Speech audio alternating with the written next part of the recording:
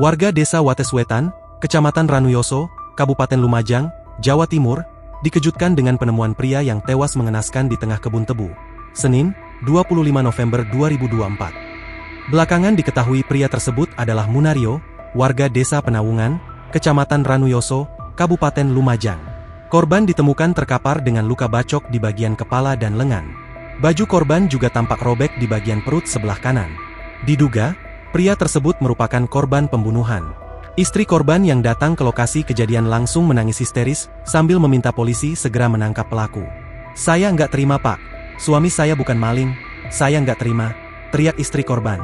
Terkini, polisi berhasil menangkap pelaku pembunuhan Munario, yang diketahui berinisial SHR.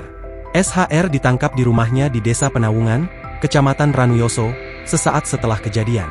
Kepala Polres Lumajang, AKBP Muhammad Zainur Rofiq menjelaskan, pelaku langsung pulang ke rumah setelah membunuh korban. Pelaku ini setelah membunuh korban langsung pulang dan bingung. "Waktu kami datangi rumahnya, dia langsung mengaku dan menyerahkan diri tanpa perlawanan," kata Rofiq di Mapolres Lumajang pada Selasa, 26 November 2024, pagi. Menurut penuturan pelaku, ia menyesal telah menghabisi nyawa tetangganya itu.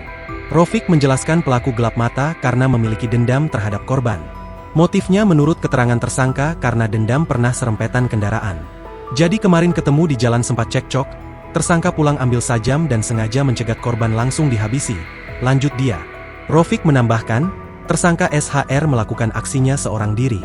Saat ini, polisi masih melakukan pemeriksaan lebih lanjut terhadap tersangka SHR.